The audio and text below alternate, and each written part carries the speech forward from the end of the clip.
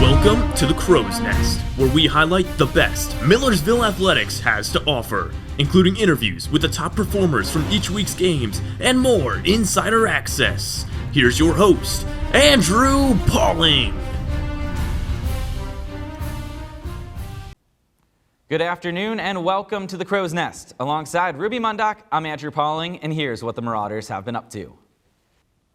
The baseball team, which has climbed to the number 16 spot in the country, had a busy week, going 2-2 against other nationally ranked opponents. The Marauders walked it off in their series opener against ESU on Friday as Luke Traynor delivered the winning hit for Ville. Here's what he had to say after the game.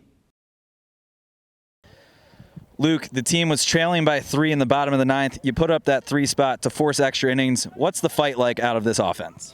There's nothing like it, I'll tell you. I mean, our offense just over and over and over again, we just try and do the plan like we said and, just execute, and that's what happens. Like, we come back in games like this, yeah.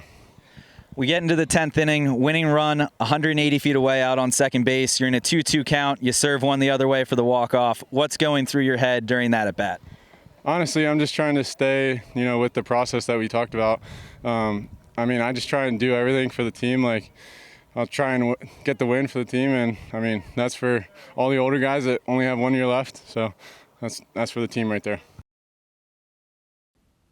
The Marauders would win their series against the Warriors after taking 2 out of the 3 games over the weekend.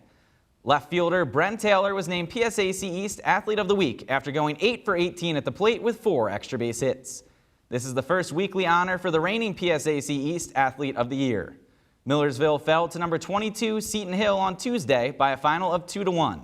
The team resumes PSAC East action this Friday against Shippensburg and will host the Raiders for a Saturday doubleheader from Cooper Park. The softball team swept their conference doubleheader against Westchester on Saturday, bringing their record to 14-14 on the season. The Marauders were led by Gabby Diatavio as the sophomore hit a first-inning home run in each of the doubleheader. Both games came down to the wire, with the Marauders closing out their wins with the winning run in scoring position for the Golden Rams. Diatavio was named PSAC East Athlete of the Week after going 6 for 13 at the plate with 3 home runs and 8 RBIs. The team returns to action this Saturday for a conference doubleheader at Mansfield. The track and field team picked up an impressive win in the 39th annual Millersville Metrics, setting a new meet record for points with 172.5. Millersville recorded 6 first-place finishes and 11 top 3 finishes throughout the day-long event. Here's what standouts Darian Hauf and Lyric Williams had to say after the meet. Darian, you win the pole vault yet again here today. What was that like to do it in front of the home crowd for the first time? It felt really, really good. I know we've all been working really hard, so it felt really good just to have this as a home meet and to be able to show up once again. The team won the meet for the 4th time in the last 9 years now. You continue that success. What was that like from this group? You have some veterans. You also have some young freshmen like yourself. Everyone really stepped up today. Oh, yes, we definitely did. I feel like we have a really great team this year. We had a lot of the seniors and stuff who are just solid. Then we have a lot of the freshmen, so I feel like it's a really good combo. So I think we have a really good chance of doing really well at PSACs, hopefully. Well, speaking of the conference meet that's coming up in about 6 weeks, that's going to be the next time we're here competing on this field. What's the team going to work on over the next month or so as they prepare for that conference championship? I feel like we're just going to keep working as hard as we can. We want to get those times and numbers, and we're just going to do whatever it takes to get there. Well, thanks for the time, Darian. Congrats again on the win today, and good luck the rest of the season. Thank you. So, Lyric, you placed 3rd and qualified for the PSACs. How does that feel? It feels good. I'm glad that I was able to qualify the first meet because it's not going to stress me out the rest of the season, but I'm really excited. I'm excited for our team.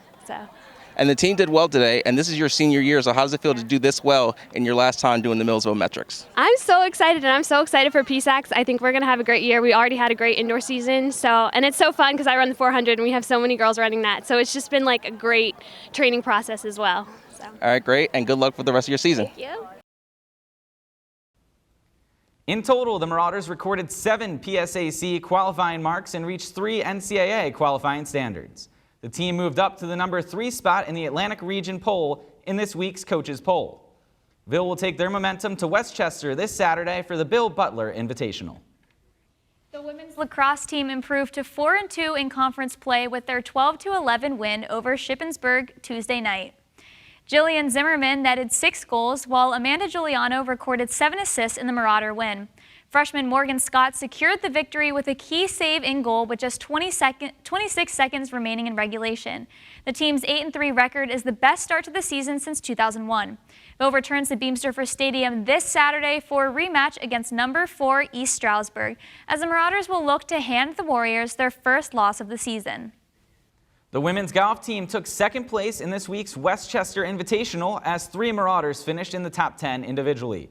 Charlie Kirby led Ville with a third-place finish as she averaged 83 strokes per round, while Taylor Heilman took 5th after averaging an 88, and Emma Schoch tied for 9th as she averaged 89 strokes per round.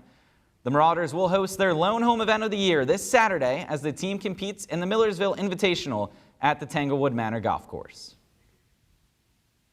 On the men's side, the Marauders took 4th place out of 13 teams competing in their portion of the Westchester Invitational.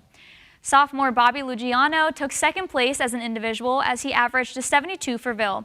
Noah Keener joined Lugiano in the top 10 as he averaged a 75, good for a share of 8th place.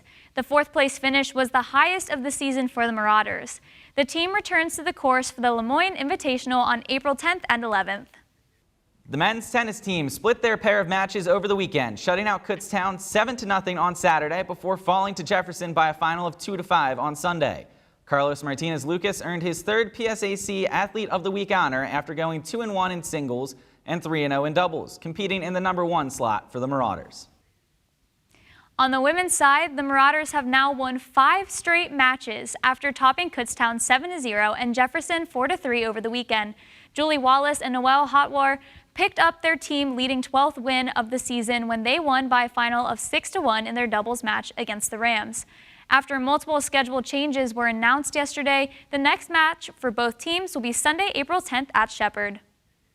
Today is opening day for the 2022 Major League Baseball season. 2 Marauders, Chaz McCormick and Tim Meza, are expected to play at the MLB level this year. Meza, who was drafted in 2013, enters his 5th season as a left-handed reliever in the Toronto Blue Jays bullpen. McCormick, who was selected in the 2017 draft, enters his 2nd full season in the outfield for the Houston Astros after hitting .257 in 108 games last year as a rookie. That's all from us this week on The Crow's Nest. Alongside Ruby Mundock, I'm Andrew Pauling, and we'll see you next Thursday.